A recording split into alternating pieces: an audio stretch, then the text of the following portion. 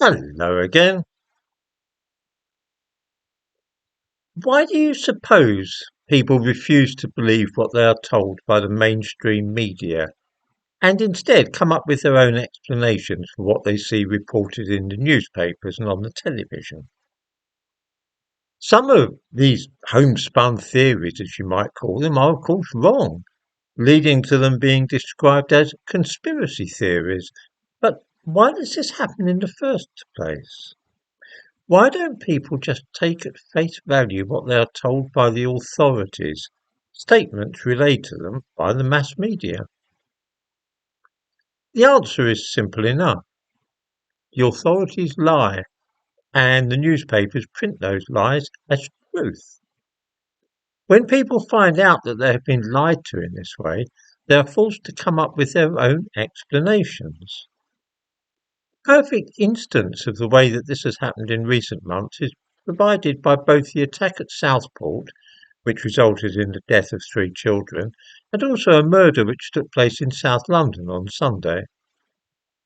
Both cases concerned stabbing sprees, and both involve deliberately misleading and untruthful statements from the police, which were passed on unquestioningly by newspapers and television channels. When news emerged of a stabbing spree in Southport a little over 3 months ago, most people assumed immediately that this would probably be the work of either a black person or a Muslim or somebody who was both. This is not racism or Islamophobia, of course, but simply a logical deduction. Stabbing sprees, which involve attacks on strangers in this country, are rare, and they are almost invariably the work of a member of those two groups. And so it is reasonable to guess that if such an incident occurs in the future, the culprit will also belong to one or both of those two categories. Almost immediately, the news came from what had happened at Southport. The police issued a statement suggesting that this involved somebody with mental health problems. The Home Secretary said in the Commons that the police did not think that terrorism was a factor. Those who doubted this were treated as malicious troublemakers, and people were sent to prison for saying on social media that either Islam or terrorism were a factor in the attack. It now emerges that the person charged with the murders has also been charged with terrorist offences and is quite probably a Muslim convert. On Sunday, a man went on a stabbing spree in South London, killing one person and wounding a couple of others.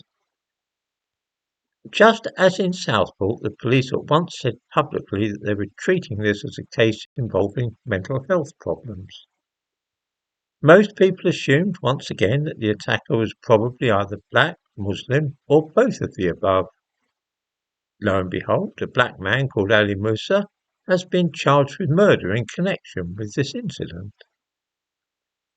This then is the difficulty, that we read that the police talk of mental health problems or urge us not to speculate about such and such crime or refuse to release a description and so on, and we all of us know precisely what is going on, despite these efforts to obscure the nature of the situation.